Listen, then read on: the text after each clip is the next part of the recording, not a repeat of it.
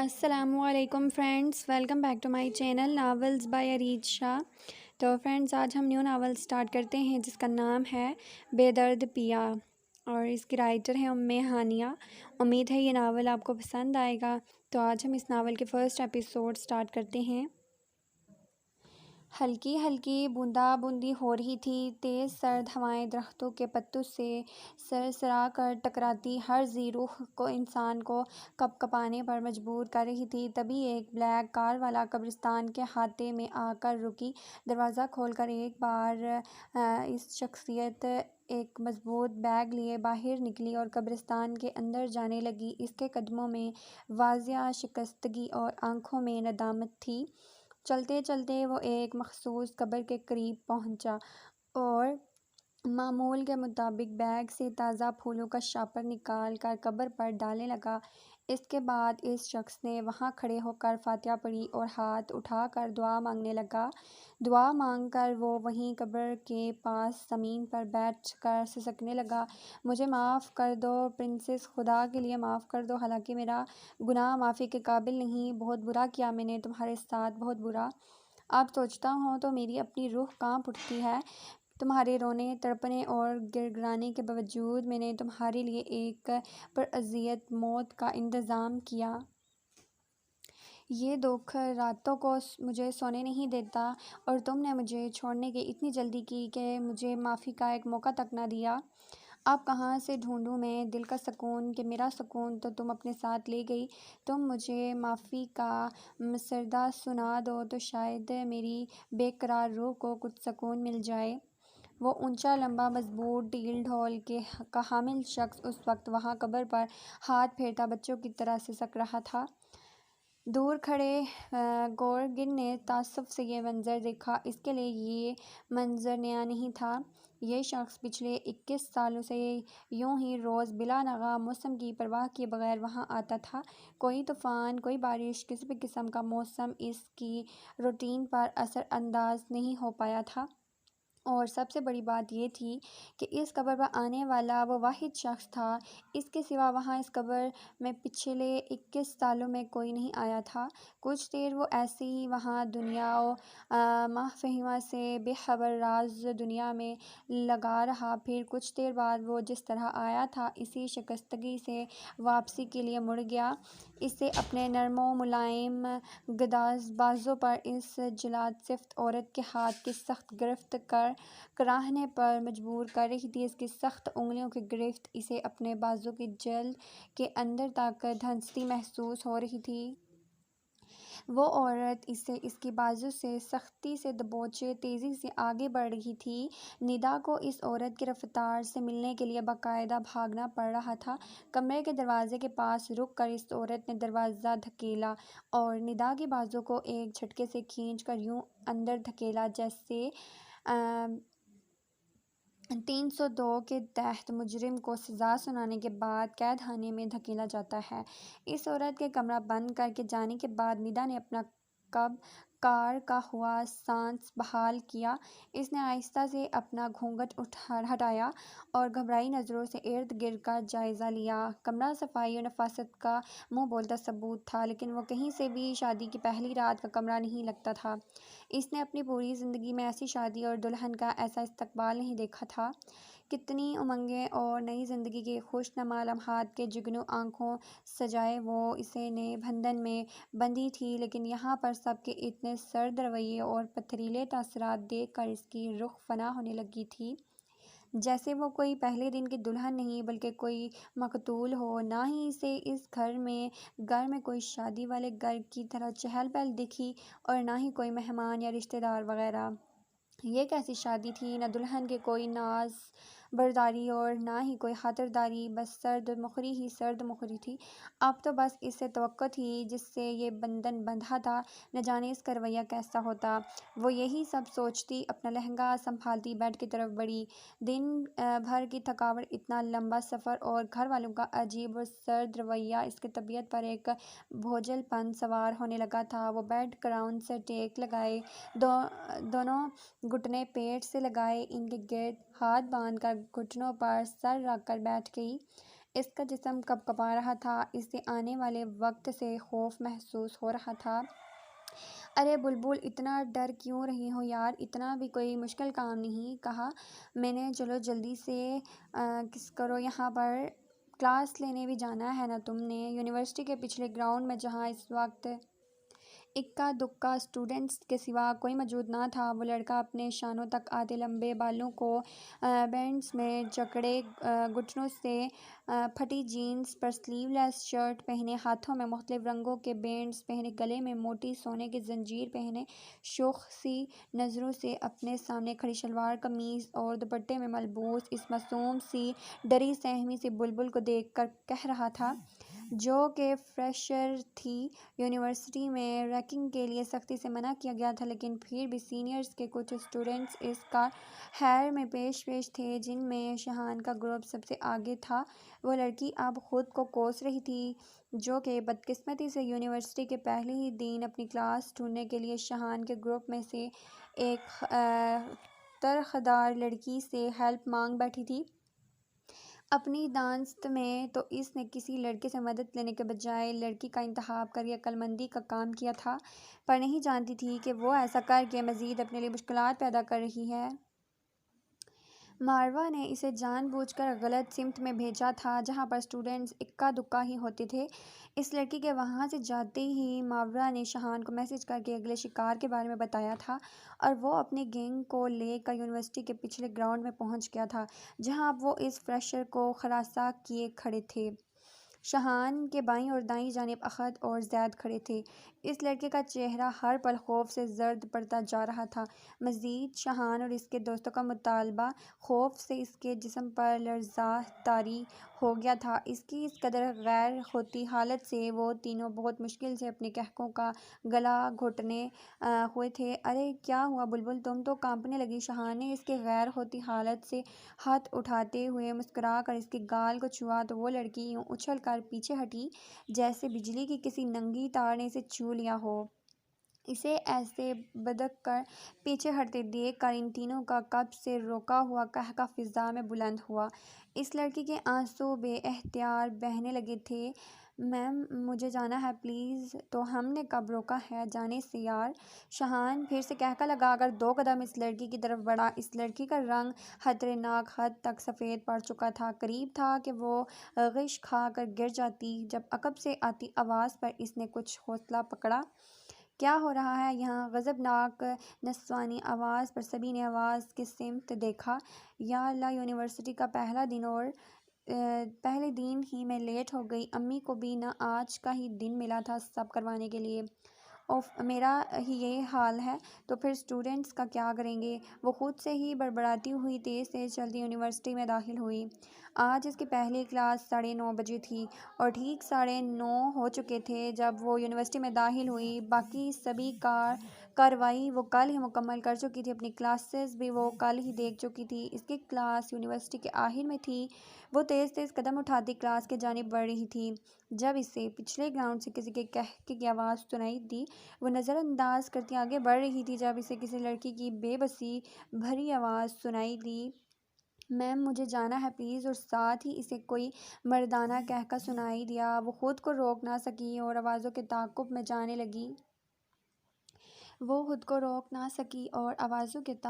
جانے لگی۔ سامنے کا منظر دیکھ کر اس کا خون کھولنے لگا۔ وہ 3 لڑکے ایک معصوم سی لڑکی کو تنگ کر رہے تھے، جو کہ بے بسی کی انتہا کو چھوٹے کسی بھی پل بس ہوش و حواس سے بیگانہ ہونے کو تھی۔ کیا ہو رہا ہے یہاں؟ غیظ و غضب سے اس کی آواز پھٹ پڑی تھی۔ سبھی نے حیرت سے آواز کے تعاقب میں دیکھا تھا۔ وہ قدم قدم چلتی اس لڑکی کے قریب پہنچی اور اسے کندھوں سے تھام لیا۔ تم ٹھیک ہو؟ اس نے اپنائیت سے اس لڑکی سے پوچھا، جو کہ ممنونیت سے اسے دیکھ رہی تھی۔ ہراسمنٹ ایک جرم ہے اور اس جرم کی پاداش میں تم لوگوں پر کیس بنتا ہے۔ اس لڑکی سے مطمئن ہو کر وہ اب ان تینوں کی طرف متوجہ ہوئی۔ شاہان ناک سے مکھی اڑاتے ہوئے طنز سے مسکرا کر رخ موڑ گیا۔ ہم اسے ہراس نہیں کر رہے تھے، بلکہ ہم تو فریشر سے رینکنگ عہد، ان تینوں میں سے عہد نے ہی عقل مندی سے کام لیتے صفائی دینی چاہیے۔ جب شایان نے اسے بیچ میں ٹوکتے ہوئے مزید بولنے سے روکا، چل یار چلو یہاں سے، وہ واپس رخ موڑ کر لاپرواہ انداز میں بولا۔ لائبہ نے غصے اور حیرت سے اس شخص کی طرف دیکھا جیسے یہاں پر کچھ دیر پہلے ہونے والے واقعات سے کوئی فرق ہی نہ پڑتا تھا۔ اسے غور سے دیکھنے پر لائبہ کئی پلوں تک اپنی نگاہیں اس سے ہٹا ہی نہ پائی۔ اتنی مماثلت بھی بھلا کسی کے چہرے میں پائی جا سکتی ہے؟ ہو بہو وہی نقش۔ اسے یکدم کیا کچھ یاد نہ آیا تھا؟ دل کر لا اٹھا تھا، محترمہ میرا ایکس رے کر لیا ہو تو کیا میں جاؤں؟ وہ کافی دیر سے بے خودی کی کیفیت میں اسے دیکھے جا رہی تھی۔ جب وہ تمسخرانہ مسکرا کر بدتمیزی سے گویا ہوا، لائبہ نے چونک کر ادھر ادھر دیکھا۔ وہ لڑکی اس کا سہارا پا کر کب کی جا چکی تھی۔ شایان تنفر سے سر جھٹکتا آگے بڑھ گیا، لائبہ کو اپنی بے خودی پر جی بھر کرتا آیا۔ وہ اندر پیچ و تاب دکھا رہی تھی۔ دروازہ ایک دھڑ سے کھلا تھا۔ وہ جو تھکن سے چور بدن لیے ابھی بیڈ گراؤنڈ سے ٹیک لگا کر بیٹھی ہی تھی، دروازہ کھلنے کے آواز پر بجلی کسی تیزی سے سیدھی ہو کر بیٹھ گئی۔ نوارد تیر کسی تیزی سے اس کی طرف لپکا تھا اور اس کے دلہن بنے چاندنی بکھیرتے سراپے کو نظر انداز کرتے اسے بے دردی سے اس کی بازو سے دبوچ کر کھینچتے ہوئے بیڈ سے نیچے اتارا تھا۔ وہ جو پہلے ہی تھکن سے چور بدن لیے بمشکل ہو اس سلامت کے لیے بیٹھی تھی، اس اچانک افتاد پر بوکھلا گئی اور لڑکھڑاتے ہوئے اپنا توازن برقرار نہ رکھنے کی صورت مصطفیٰ کے کندھے سے جا لگی۔ تم گھٹیا عورت مصطفیٰ! مصطفیٰ نے ایک جھٹکے سے اس کے چہرے پر لڑکھ آنے والے گھونگھٹ کو بے دردی سے نوچ کر اتنی زور سے کھینچا تھا کہ دوپٹے پر لگی پنیں ٹوٹ کر اس کے چہرے اور گردن پر کئی خراشیں پیدا کرتی دور جا گری تھی۔ آہ! وہ کراہ کر رہ گئی تھی۔ تکلیف ناقابل برداشت تھی۔ ننھی ننھی خون کی بوندیں چہرے اور گردن پر چمکنے لگی تھیں۔ اس سے پہلے کہ وہ لڑکھڑا کر دور جا گرتی، مصطفیٰ نے اسے بالوں سے جکڑ کر اپنے مقابل کھڑا کیا تھا۔ بھوری کانچ سی آنکھوں میں موٹے موٹے آنسو تیرنے لگے تھے۔ کوئی باہوش انسان ہوتا تو اس وقت اس کے ہوش شرابہ سرلاپے کے آگے اپنے ہوش کھو بیٹھتا، لیکن یہی تو بات تھی کہ وہ اس وقت ہوش میں نہیں تھا، بلکہ اس پر ایک جنون سوار تھا۔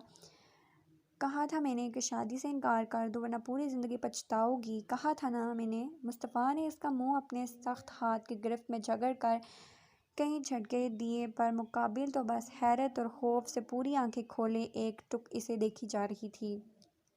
بڑا شوق ہے نا تمہیں؟ ساری زندگی تمہیں سسک سسک کر ایڑیاں رگڑ رگڑ کر جینے پر مجبور نہ کیا تو میرا نام بھی مصطفیٰ نہیں۔ اپنے اوپر ہونے والے ہر ظلم کی وجہ تم خود ہوگی، کیونکہ میں تمہیں ہر چیز کے لیے وارن کر چکا تھا۔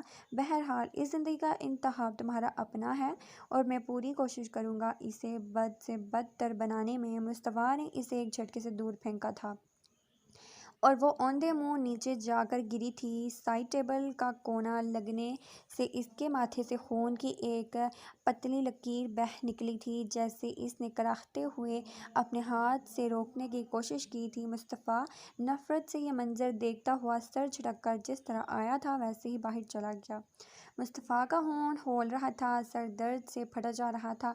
اس کی اس لڑکی سے کوئی عداوت نہیں تھی، اس کی دشمنی اس کے بھائی سے تھی، جو کہ اس کے جان سے پیارے بھائی کا قاتل تھا۔ مصطفیٰ اس پر سر پھیرے شخص کو بھی اتنی ہی دردناک موت دینا چاہتا تھا جتنی دردناک موت اس نے مصطفیٰ کے عزیز جان بھائی کو پہنچائی تھی۔ پنچایت کے فیصلے کے مطابق خون بہا کے بدلے میں آویز خان اپنے بیٹے کی جان بخشی کے لیے اپنی لاڈلی بیٹی کو کی رسم کے مطابق مقتول کے بھائی مصطفیٰ کے نکاح میں دیتا، لیکن مصطفیٰ کو یہ فیصلہ قبول نہ تھا۔ وہ شروع سے ہی وانی کی رسم کے سخت خلاف تھا، جس میں قاتل کھلے عام بے دھڑک ہو کر گھومتا اور ایک معصوم اور مظلوم جان بے قصور ہوتے ہوئے اپنے بھائی کے گناہوں کا بوجھ اپنے کندھوں پر اٹھاتے اٹھاتے زندگی کی جنگ ہار جائے۔ اسی لیے اس نے پنچایت میں بھرے مجمع میں کھڑے ہو کر پنچایت کے فیصلے پر اعتراض کیا تھا۔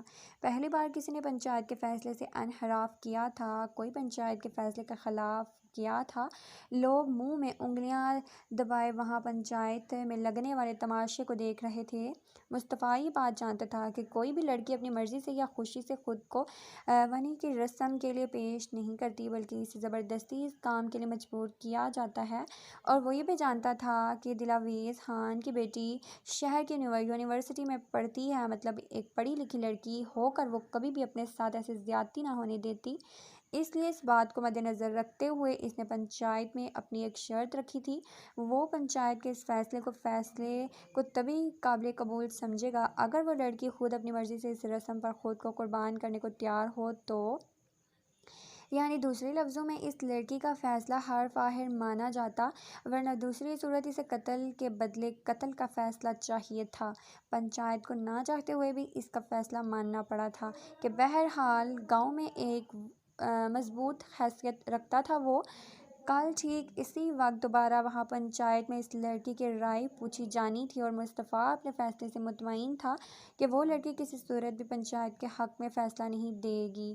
اسی مقصد کے تحت اس نے بڑی مشکلوں سے شہر میں موجود دلاویز خان کی بیٹی ندا کا نمبر حاصل کیا تھا، اور رات بڑی مشکل سے ندا کے کمرے پر اس سے بات کر کے وہ اسے اپنا نقطہ نظر سمجھا پایا تھا، جس کے تحت وہ پنچایت میں بنا کسی دباؤ کے بے جھجک ہو کر خود کو ونی کی رسم کے لیے قربان ہونے سے منع کر دے۔ آگے وہ سب کچھ خود سنبھال لے گا، کیونکہ اس کی دشمنی ندا کے باعث سے تھی، ورنہ دوسری صورت اگر وہ ایک قاتل کو اس کے جرم کی پاداش میں ملنے والی سزا اس کو بچانے کے لیے کوئی غلط فیصلہ کرتی ہے تو اس کے نتائج کے مکمل طور پر ذمہ دار وہ خود ہوگی۔ مصطفیٰ اس کی زندگی اجیرن بنا دے گا۔ اتنے کھلے الفاظ میں اپنا مدعا بیان کر دینے کے بعد وہ پر یقین تھا کہ فیصلہ اس کے حق میں ہی ہوگا۔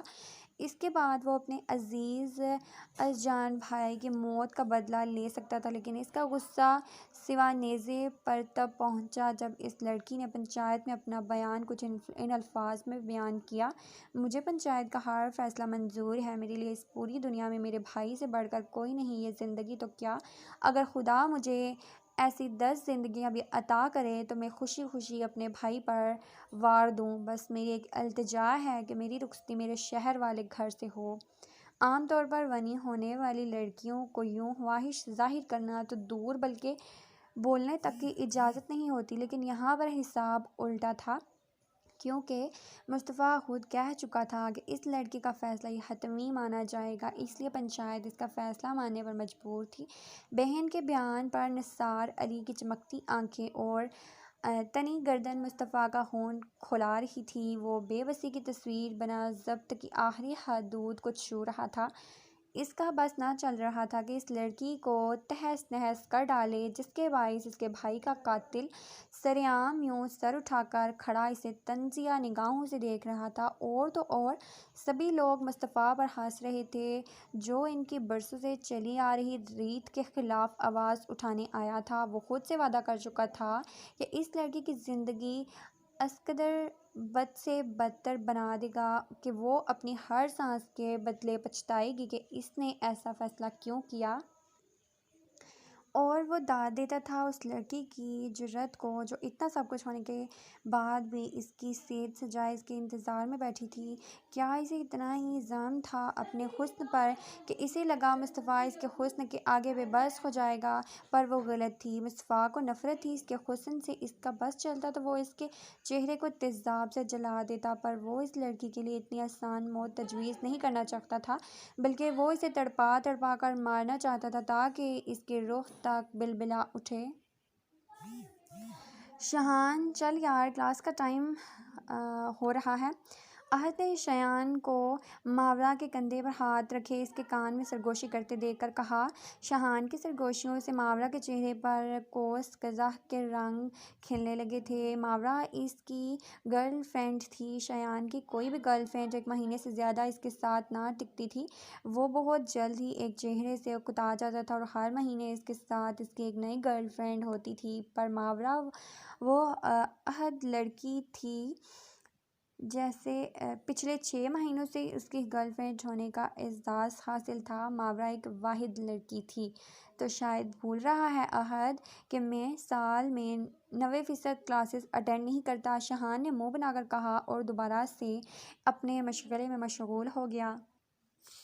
یار میں تو اس لیے کہہ رہا تھا کہ آج فنانس کی نئی لیکچرار آنے والی ہیں، تو پھر ملنے میں کیا قباحت ہے۔ عہد جانتا تھا کہ شاہان کو کلاس اٹینڈ کروانے کے لیے کیسے لے کر جانا ہے، اس لیے اس نے چہرے پر ایک پراسرار سی مسکراہٹ سجا کر کہا۔ وہ شاہان کا بچپن کا دوست تھا اور ان کی دوستی اگر ابھی تک برقرار تھی تو اس میں 100% ہاتھ عہد کا ہی تھا۔ شاہان جتنا غصے کا تیز تھا، عہد اتنا ہی تحمل مزاج تھا۔ وہ ہر دفعہ معاملہ بگڑنے پر سیز فائر کرتا، اپنی متحمل مزاجی سے معاملہ رفع دفع کر دیتا تھا۔ یہی وجہ تھی کہ ان کی دوستی ابھی تک قائم تھی۔ ہاں یہ ٹھیک رہے گا، شاہان نے خوش ہوتے ہوئے چٹکی بجا کر کہا۔ عہد نے اس کے اتنی جلدی مان جانے پر دل ہی دل میں رب کا شکر ادا کیا۔ کلاس میں پہنچ کر وہ حسب معمول سب سے چھیڑ چھاڑ میں مصروف تھا۔ جب نئی لیکچرار نے کلاس میں قدم رکھا، نئی لیکچرار کو دیکھ کر شاہان اور عہد نے بے ساختگی سے ایک دوسرے کی طرف دیکھا۔ شاہان کے شیطانی دماغ نے 1 منٹ میں کام کیا اور ایک پراسرار سی چمک اس کی آنکھوں میں لہرائی۔ دیکھ تو وہ نئی لیکچرار بھی انہیں چکی تھی، پر کمال مہارت سے ان کو نظر انداز کرتی کلاس کی طرف متوجہ ہوئی۔ دراصل یہ لیکچرار وہی لڑکی تھی جس نے صبح ریگنگ کرتے ہوئے شاہان کے گروپ سے اس لڑکی کو بچایا تھا۔ السلام علیکم، کلاس میں ہادیہ غضنفر آپ کی نیو فنانس لیکچرار ہوں۔ وہ انگریزی میں بولتی اپنا تعارف کروا رہی تھی۔ ابتدائی تعارف کے مراحل طے کر کے وہ اپنے آج کے لیکچر کی طرف آئی۔ وہ بڑی تندہی سے اپنا لیکچر دے رہی تھی جب ایک دم ہی کلاس سے شور اٹھا۔ ہادیہ نے حیرت سے پیچھے مڑ کر کلاس کو دیکھا۔ شاہان پین کا مائک بنائے اپنی سیٹ پر اسٹائل سے کھڑا لہک لہک کر گانا گا رہا تھا، جبکہ اس کا باقی گروپ ڈیسک بجا بجا کر اس کا ساتھ دے رہا تھا۔ ان کی دیکھا دیکھی پوری کلاس ہوٹنگ کرتی اور تالیاں بجاتی ان کا ساتھ دے رہی تھی۔ ہادیہ کے لیے یہ ساری صورتحال عجیب تھی۔ یونیورسٹی میں پڑھانے کا یہ اس کا پہلا تجربہ تھا۔ اس سے پہلے وہ گرلز کالج میں پڑھاتی تھی اور آپ کانٹریکٹ بیس پر یونیورسٹی پڑھانے آئی تھی، لیکن پہلے ہی دن ایسی صورتحال وہ کچھ پل خاموشی سے انہیں یہ سب کرتا دیکھتی رہی۔ وہ سمجھ چکی تھی کہ یہ کلاس کا بگڑا سپوت ہے۔ وہ تعصب سے شاہان کو دیکھ رہی تھی۔ اس نے کلاس کو اپنی طرف متوجہ کرنے کی 2-3 بار کوشش کی، لیکن بے سود۔ یہ لڑکا اسے کافی ٹف ٹائم دینے والا تھا۔ وہ کچھ دیر تک کھڑی کچھ سوچتی رہی، پھر اپنا ہینڈ بیگ اٹھاتی کلاس سے باہر نکل گئی۔ شاہان کے جاندار قہقہے نے اس کا پیچھا تک تعاقب کیا۔ وہ ساری رات سگریٹ پر سگریٹ پھونکتا اپنے اندر کی کھولن کم کرنے کی کوشش کر رہا تھا، پر اضطراب تھا کہ بڑھتا ہی جا رہا تھا۔ کسی طور دل کو سکون میسر نہیں آ رہا تھا۔ اس قدر با اختیار ہوتے ہوئے بھی وہ اپنے عزیز از جان بھائی کی موت کا بدلہ نہیں لے پایا تھا، اور یہ سب اس چھٹانک بھر کی لڑکی کی وجہ سے ہوا تھا۔ وہ جتنا اس کی زندگی عذاب بناتا کم تھا۔ صبح کا سورج طلوع ہو گیا تھا، پھر اس کی زندگی میں تو ہر طرف تاریکی ہی تاریکی تھی۔ وہ اپنے بالوں میں ہاتھ پھیرتا، اپنے اندر اٹھتے اشتعال کی لہروں کو ضبط کرتا اپنے کمرے کی طرف بڑھ گیا۔ وہ فی الحال اس لڑکے کا سامنا نہیں کرنا چاہتا تھا، اور شوئی قسمت وہ اسے کمرے میں کہیں دکھائی بھی نہیں دی۔ اس نے الماری سے اپنا لباس نکالا اور فریش ہونے کے لیے واش روم میں چلا گیا۔ فریش ہو کر وہ آرام کی غرض سے بیڈ پر آیا اور ساری رات کی بے سکونی کے باعث لمحوں میں غافل ہو گیا۔ دوبارہ اس کی آنکھ 2 گھنٹوں بعد تقریباً 9 بجے کھلی۔ وہ وال کلاک کو دیکھتا اٹھ کر کمرے سے باہر آ گیا۔ باہر بھی معمول کی زندگی اپنی ڈگر پر چل رہی تھی۔ سبھی ڈائننگ ٹیبل پر ناشتے کے لیے اسی کے منتظر تھے۔ وہ چپ چاپ جا کر سربراہی کرسی پر بیٹھ گیا۔ اسے ابھی تک کہیں پر بھی وہ نظر نہیں آئی تھی جس سے اصغر قریبی رشتہ جوڑ چکا تھا۔ ایک طرف سے وہ مطمئن تھا کہ وہ کسی صورت اس گھر سے بھاگ نہیں سکتی تھی۔ اس کے دائیں جانب شاہدہ بیگم جبکہ بائیں جانب شازیہ بیٹھی تھی۔ اس کے ساتھ ہی اس کی 6 سالہ بھتیجی فاطمہ اور 10 سالہ بھتیجا علی اکبر بیٹھا تھا۔ اور تبھی اسے وہ نظر آئی تھی، لان کے پرانے سے لباس میں ملبوس، کچن سے لا لا کر ڈائننگ ٹیبل پر ناشتے کے لزومات چنتی، ستا ہوا چہرہ نیچے کو جھکائے کسی اور طرف دھیان کیے بغیر اپنے کام میں مشغول، سوجی ہوئی آنکھیں اور اشک باری کی غماز تھی، رونے کے باعث ناک اور گال کنارے سرخ ہونے لگے تھے، جو کہ اس کے حسن سوز میں مزید اضافہ کرنے کا باعث بن رہے تھے۔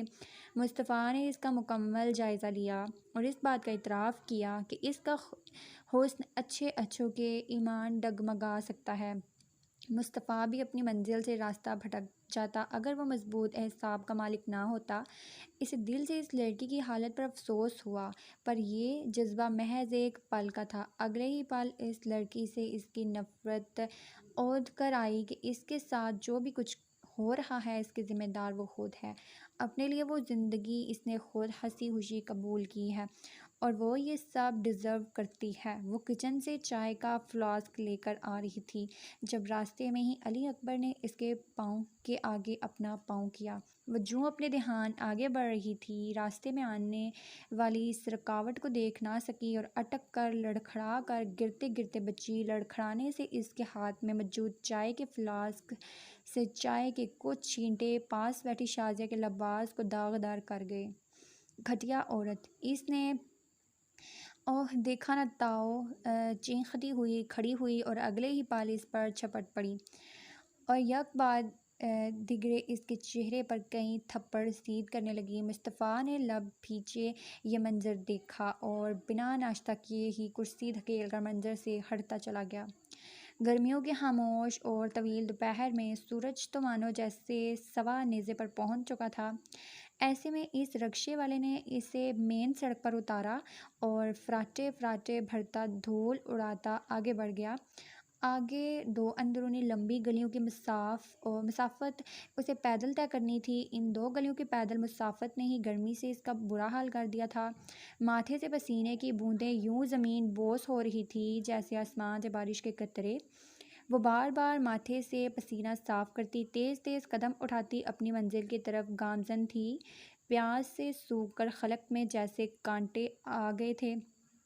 اپنی گلی میں داخل ہوتے ہی سامنے اسے گھر کا دروازہ دکھائی دینے لگا۔ وہ تیز تیز قدم اٹھاتی گھر کا دروازہ دھکیلتی اندر داخل ہوئی۔ سامنے ہی امی برآمدے میں بیٹھی چارپائی پر خالہ صغرا کے ساتھ بیٹھی باتوں میں مشغول تھی۔ خالہ صغرا کو دیکھ کر اس کا منہ بن گیا۔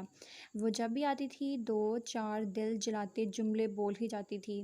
وہ سر جھٹکتی ان دونوں کو سلام کرتی اندر کمرے میں چلی گئی۔ خالہ اصغر کی ایکس رے کرتی نظروں نے پیچھے تک ہادیہ کا پیچھا کیا تھا۔ ارے کچھ بنا ہادیہ کے رشتے کا کہیں کوئی بات چلی کہ نہیں؟ خالہ صغرا نے ٹھوڑی کے نیچے ہاتھ جما کر پوچھا۔ کھوجتی نظریں ابھی بھی اس کمرے کے دروازے کی طرف دیکھ رہی تھی جہاں سے ہادیہ اندر گئی تھی۔ ارے کہاں آپا، جو بھی آتا ہے ارحمہ کو پسند کر جاتا ہے، مجھے تو کچھ سمجھ نہیں آ رہی۔ رضیہ بی بی نے انگلیوں کی پوروں سے اپنے دکھتے سر کو دبایا۔ رشتے کروانے والی تو تم ہو آپا، اس کے لیے بھی کوئی رشتہ ڈھونڈو نا۔ دیکھو رضیہ، برا نہ ماننا تم، میرا نہیں خیال کہ اب اسے کوئی اچھا رشتہ ملے گا۔ ایک عمر اتنی بڑھ چکی ہے، 32-33 سال تو ہو گئے ہیں۔ صغرا خالہ دائیں گال تلے انگلی ٹکائے سوچ سوچ کر بول رہی تھی۔ اوپر سے نہ شکل نہ صورت، نہ ہی کوئی زیادہ جہیز ملنے کی آس، حالی حولی تعلیم کا کوئی اچار ڈالے گا کیا؟ تمہیں نہیں پتہ آج کل کے لڑکوں کی ڈیمانڈ بہت زیادہ ہے۔ سب سے پہلے تو لڑکی خوبصورت ہونی چاہیے، پھر کم عمر، وغیرہ وغیرہ۔ ہاں اگر ارحمہ کے لیے کہو تو ایک سے بڑھ کر ایک رشتہ ہے میرے پاس۔ وہ ہے بھی تو پوری کی پوری چاند کا ٹوٹا، جو ایک بار دیکھ لے رال ٹپک پڑتی ہے اس کی۔ خالہ بات کرتی حباست سے مسکرائی، اندر اپنی چادر طے کرتی۔ ہادیہ کے ہاتھ خالہ کی باتوں پر ٹھٹکے تھے۔ بے اختیار ہی اس نے آئینے میں اپنا عکس دیکھا۔ دراز قد پر بڑی ذہانت سے بھرپور چمکدار آنکھیں، سانولی رنگت جو کہ دھوپ سے آنے کے باعث مزید سنوح لا چکی تھی۔ یہ باتیں تو اب روز کی تھی۔ ہر آنے والے رشتے کا اسے پسند کرنے کے بجائے ارحمہ کو پسند کر جانے کے بعد اس کے اور ارحمہ کے یوں ہی موازنے ہوتے تھے۔ وہ کوئی ٹین ایجر نہیں تھی جو ان سب باتوں کو دل بھر لیتی، ایک باشعور اور میچور لڑکی تھی، لیکن کیا کرتی، ایک ہوک سی تھی جو کہ ان باتوں سے دل سے اٹھتی تھی۔ ویسے ایک رشتہ ہے میری نظروں میں، آدمی کی بیوی کا پچھلے سال انتقال ہو گیا، 4 چھوٹے چھوٹے بچے ہیں، 5 مرلے کا پکا مکان ہے، اور بازار میں آدمی کی بیوی کا پچھلے سال انتقال ہو گیا ہے، 4 چھوٹے چھوٹے بچے ہیں، 5 مرلے کا پکا مکان ہے، اور بازار میں اپنی کپڑے کی دکان ہے، اگر تم کہو تو بات چلا دوں وہاں۔ باہر سے ابھی تک خالہ کی باتوں کی آواز آ رہی تھی۔ امی نے جواباً انہیں پتہ نہیں کیا کہا۔ وہ سر جھٹکتی، ہزار کوشش کے باوجود بھی آنکھوں میں امڑ آنے والی نمی کو بے دردی سے صاف کرتی، اپنے باپ کا پرہیزی کھانا بنانے کچن کی طرف بڑھ گئی۔ اس نے گھر میں داخل ہوتے ہوئے اپنی بکس صحن بچھی چارپائی پر پھینکی اور خود بھی وہیں ڈھیر ہو کر لمبے لمبے سانس بھرنے لگی۔ صبح یونیورسٹی جاتے ہوئے وہ جتنی پرجوش تھی، واپسی پر اتنا ہی دل گرفتہ تھی۔ سارا دن اس نے یونیورسٹی کے ایک پرسکون گوشے میں بیٹھ کر اپنے حواس بحال کرنے کی کوشش کی تھی۔ ہر بار اس کی سوچ اسی جگہ پر جا کر منجمد ہو جاتی کہ اگر آج عین وقت پر وہ لڑکی مسیحا بن کر نہ آتی تو اس کا کیا بنتا۔ بہت سوچنے کے بعد وہ اس فیصلے پر پہنچ کر یونیورسٹی سے نکلی تھی کہ وہ کل سے یونیورسٹی نہیں جائے گی۔ ارے آ گئی حجاب بیٹا، کیسا رہا تمہارا یونیورسٹی کا پہلا دن؟ دادی ماں آہستہ آہستہ چلتے ہوئے اس کے لیے پانی کا گلاس لائی تھی، اسے گلاس تھما کر وہ خود بھی اس کے پاس ہی بیٹھ گئی۔ دادی اس کے استفسار پر شہان اور اس کے گروپ والا معاملہ ایک بار پھر سے پوری جزئیات کے ساتھ آنکھوں کے سامنے سے گزرا تھا۔ وہ ایک جھرجھری لے کر رہ گئی۔ جی اچھا گزرا، وہ محض اتنا ہی بول پائی۔ اچھا بیٹا، تمہارے باپ کی دوائیاں ختم ہو گئی ہیں اور گھر کا راشن بھی بس 1 آدھ دن کا ہے۔ دادی اب اس کی طرف سے مطمئن ہو کر اس کے اگلے حالات سے آگاہ کر رہی تھی۔ جی دادی، میں نے 1-2 اکیڈمیز میں رابطہ کیا ہے، امید ہے 1-2 دن تک بات بن جائے گی۔ وہ عقلمندی سے وہیں لیٹتے ہوئے بولی۔ اچھا بیٹا ٹھیک ہے، تم یہاں مت لیٹو، بہت گرمی ہے یہاں، اندر کمرے میں چلو، میں تمہارے لیے کھانا لاتی ہوں۔ وہ اسے کہتی واپس کچن کی طرف چلی گئی۔ حجاب نے پلکوں کی بار پھیلانگ کر بہتے آنسو کو آہستگی سے صاف کیا۔ پتہ نہیں کب یہ آزمائشیں ختم ہونی تھی، کتنی محنت کی تھی اس نے آگے یونیورسٹی میں ایڈمیشن کے حصول کے لیے۔ وہ جس روز وہ اسکالرشپ بیس پر وہاں سلیکٹ ہوئی تو اس روز اس کی خوشی دیدنی تھی جس روز وہ اسکالرشپ بیس پر وہاں سلیکٹ ہوئی تھی۔ وہ خود کو خواہوں میں اڑاتا محسوس کر رہی تھی کہ اب اس کی زندگی میں موجود پریشانیوں میں کچھ کمی ہو جائے گی، مگر آج کے واقعے کے بعد وہ بہت ڈر گئی تھی۔ لیکن وہ یوں اتنی آسانی سے اتنی محنت کے بعد حاصل کیے گئے یونیورسٹی جانے کے موقع کو گنوا نہیں سکتی تھی۔ فیصلہ مشکل تھا مگر وہ کر چکی تھی۔ رات وہ دیر سے کمرے میں آیا تھا اور کمرے کی حالت دیکھتے ہی اس کا دماغ الٹ پڑا تھا۔ اس کا دل چاہا وہ اس لڑکی کو تہس نہس کر کے رکھ دے۔ مصطفیٰ نے کمرے میں ادھر ادھر دیکھ کر اسے ڈھونڈنا چاہا، لیکن وہ شاید کمرے میں موجود نہ تھی۔ وہ وہیں کھولتے دماغ کے ساتھ صوفے پر بیٹھ کر سگریٹ کے کش لیتا، اس کا انتظار کرنے لگا جیسے آج اس کے قہر سے شاید ہی کچھ بچا پاتا۔ السلام علیکم۔